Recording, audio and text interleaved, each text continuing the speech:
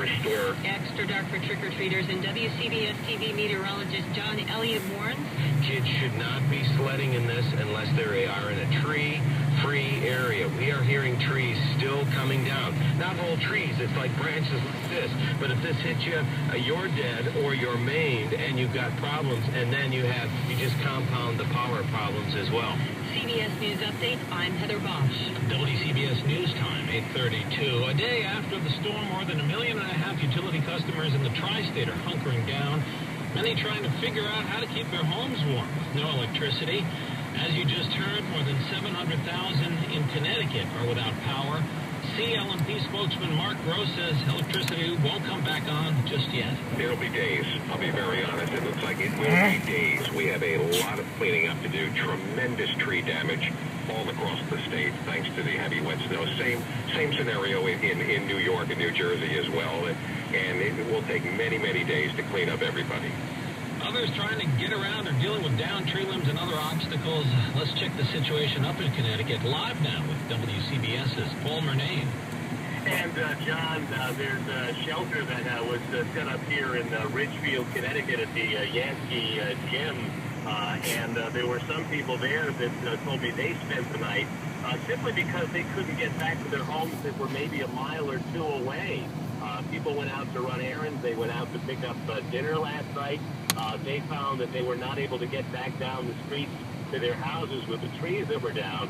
So some people that spent the night in the shelter, not a lot of people, maybe 24, they just couldn't get back to their homes literally around the corner. Town officials here in Ridgefield, Connecticut are saying that they hope later on today they'll be able to have answers for the people that are calling asking how long is the power going to be out. You have to appreciate the weather yesterday afternoon and last night and the difficulty in dispatching and getting crews out, getting them in place, given the severity of the weather. Even this morning, coming here up Route 7 and up the roads from Route 7 here to Ridgefield, many of them are just down to one lane.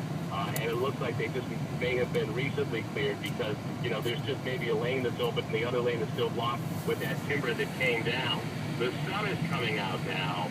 That's going to go a long way in melting the layer of ice that melted with about a foot or more of snow on the ground here in Ridgefield, Connecticut.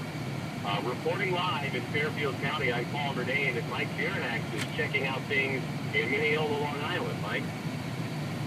And Paul, the sun is shining and it looks great. The skies are blue. That has really begun to improve the situation out here on Long Island roadways. What is now slush on the windshield was something else during the early morning hours. Ice. Yeah. That's what it was like on my vehicle this morning. The melting, the refreezing of snow and ice made for very slick driving conditions, causing a rash of spinouts out here. And all kinds of accidents out here on the roadways. But here on Long Island, I can tell you, the people I'm talking with this morning, I feel very much what they're feeling. Fortunate, grateful to have missed what we know is the brunt of this early October surprise snowstorm. Reporting live in Mineola, Long Island, Mike Zeranax, WCBS 880 News. At least 3 deaths are blamed on the storm. Connecticut Governor Malloy says one person died in a Colchester traffic accident that involved slippery conditions.